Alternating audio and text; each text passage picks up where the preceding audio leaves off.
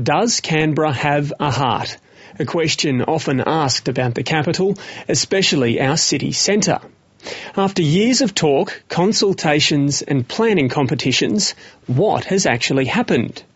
Well, in taking the pulse of the city, it seems much has changed. City West is off the sick list and no one could miss the radical treatment of Bunda Street. But in the middle, City Hill remains in isolation. Civic's open spaces are empty and small business is on life support. In this special report, we do the rounds of the city and examine its future.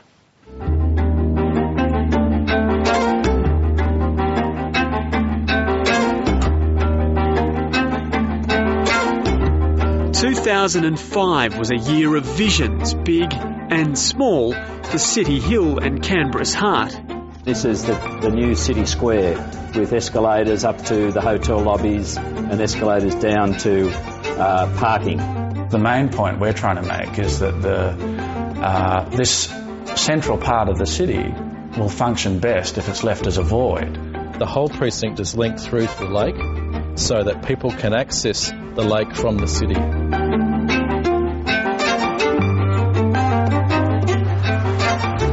Back then, Simon Corbell was in the planning hot seat.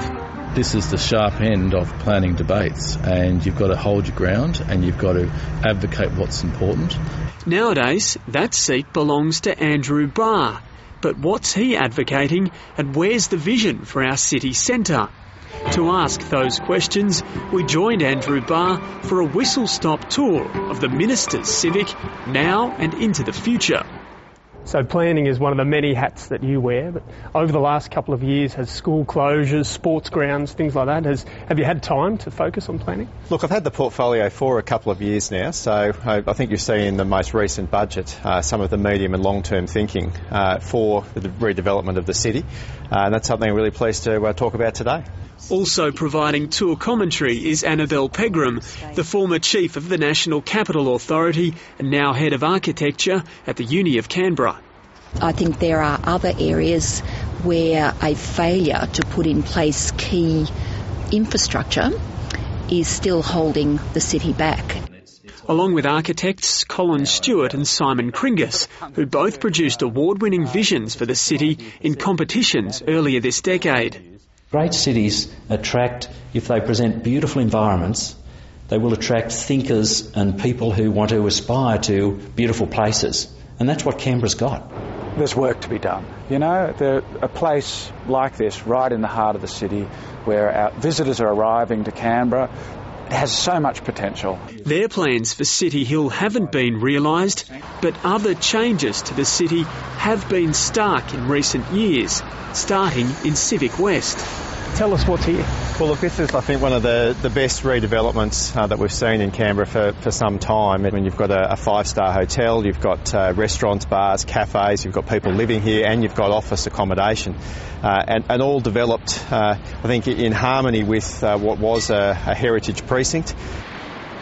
I think the changes in City West have been quite extraordinary over a short period of time and demonstrate what can happen when you get some of the planning strategies in place and allow for renewal and change to occur. It's interesting how the pendulum has swung so far in the last 20 years from total sort of paranoia about parking structures and expressways in Civic to now about providing places for people to live and to shop and cultural facilities.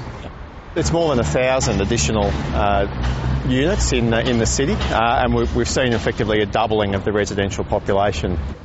Areas like the Acton redevelopment has taken an important piece of our history and put it back into everyday life in a way that's been great for the community. So, Minister, this is Childers Street, another side of major change in Canberra over the last couple of years. What have we seen here? Well, what we're seeing here is the ANU Exchange project, the interaction between the city and the university. We're getting thousands of students living here on Childers Street. It's a major urban redevelopment. What was once barren surface car parks is now an exciting and vibrant precinct. It's wonderful if the uni overlaps with, the city like a mesh, like all the great universities, Oxford and Cambridge or Harvard and MIT, and they more or less, you never know when you're in the city and when you're in the university, and it's wonderful.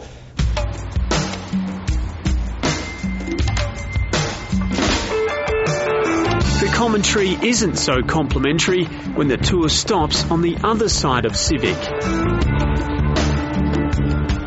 So East Civic, Bunda Street, this has changed so significantly in the last couple of years. I mean, how much has been spent on these massive developments here? Well, look, this is hundreds of millions of dollars of redevelopment here. These interlocking shopping malls are the new commercial and consumer hub of the city. Billion-dollar development, thousands of office workers, hundreds of shops. The inevitable impact, drawing people away from the open spaces and squares that made Civic unique. Well, I think the important thing with this redevelopment is that it has an active street frontage. I think that's what makes it different from other malls, is that it's outwardly focused. You just got to get the balance right and make sure it's not a suburban shopping centre, it's a city. And there needs to be opportunities for other retailers to do their thing. Is it ugly social planning to have the heart of your city as a series of interlocking shopping malls where people arrive, park in a car park, walk around the shops and leave from a car park? They don't interact with the city at all. Is it ugly, do you think? I think it is if that's all that there is. But I think the part of the challenge here in presenting the bigger picture is to recognise that you can't fundamentally alter Civic overnight, that it takes time and that there will be stages of development. I don't think it's ugly social planning because we're providing for a whole variety of people in our community and they need to have choice. It would be unfortunate if the only choice they had was large shopping malls. I don't think that's true in Civic at this point in time, and I hope we don't lose that. You just can't please everyone. There will always be critics.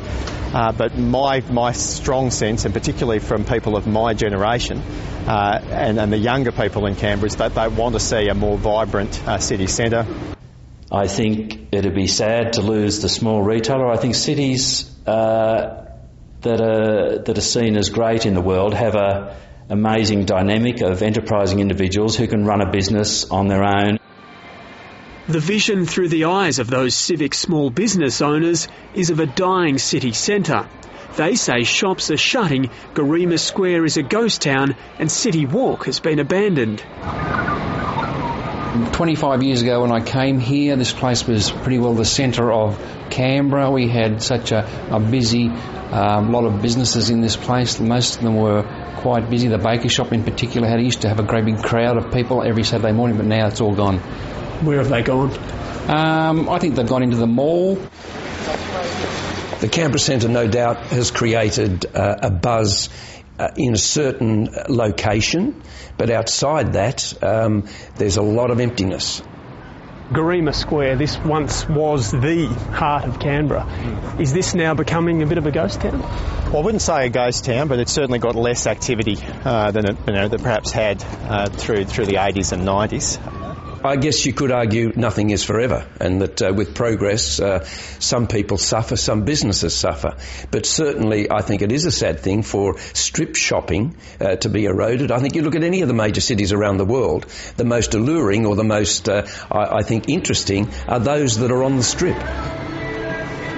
I think Civic will become another big mall, just like Tuggeranong or Belconnen. I think it'll lose its character. There's no doubt that the retail focus has moved towards the Canberra Centre development. That doesn't mean, though, that this area will forever be with the lease signs and forever be in the situation it's in now. It's just at that point in time where it does need that changeover and that upgrade and enhancement that has long been wanting in those areas. Better paving, better street furniture, rethink of open and green space associated with those areas. Is there suggestions that this whole block now is the next to be developed? Look, the gossip around town, yes, it is. We know that a lot of these buildings are being bought up by somebody, and the word around is that, yes, eventually this place will be bulldozed or redeveloped and turned into an extension of the mall. If it's redeveloped, do you think there'd be a provision to have the small business independent retailers, or would that be the end? I think it's definitely going to be the end, because most small businesses can't afford to go into the malls. If you look in the malls today, most of them are chain stores or they're franchisees. So I don't think the little business will exist as we know it these days. I think the government, again, needs to take the lead on cultivating the vision and setting standards for development as well. There is more to planning than just the release of land.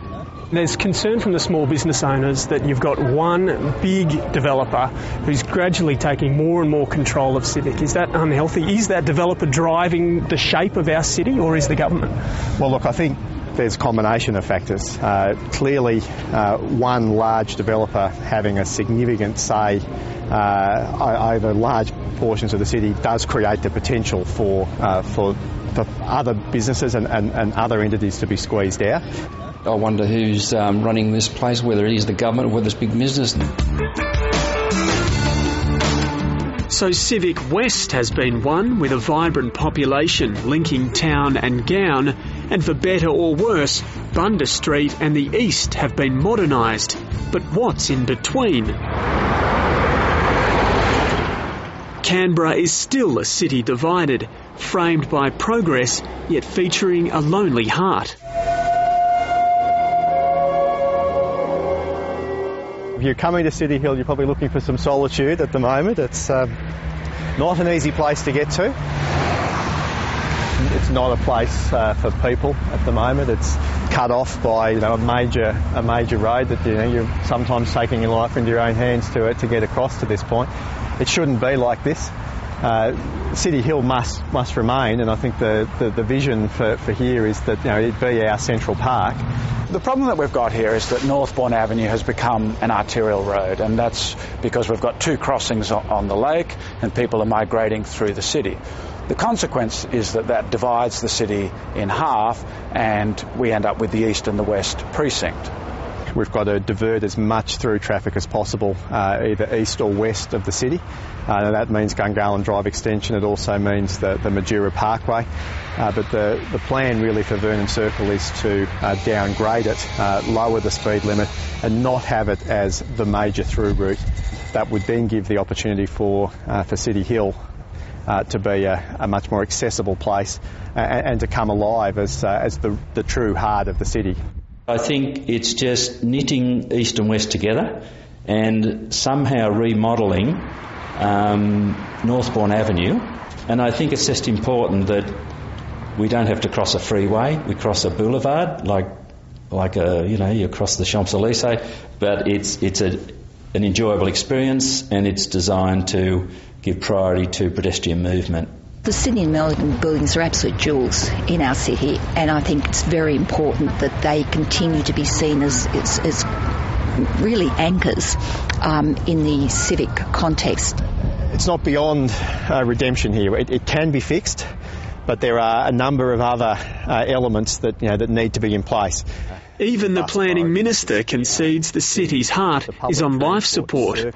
Could a centenary of Canberra infrastructure program provide a spark, or in planning terminology, a trigger project? And is time running out?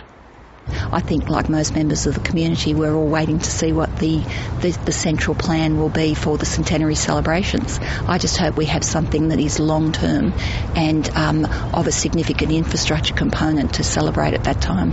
Certainly that intersection must be addressed by then, and a number of the other developments will be well in train. By 2013, one would imagine that the Section 63 development will be well advanced. Over here, directly opposite the Sydney building, is a site that's been identified for a new hotel. So this car park here? Car park here. And then further around from the theatre precinct and the assembly, they're the sites that have been identified for a potential ACT government office building. What does City Hill symbolise? Is it a little grassy knoll with a bunch of pencil pines? I think that's a bit weak as an ideal symbol of our city. I think in time it needs to have something more than that. It needs to be a place that people get together. I mean, in most great cities, the centre of a place is a square of some sort, and maybe there's room for that. Could this be a place for Canberrans to be proud of instead of a lonely hill? Well, it should be. I hope it will be.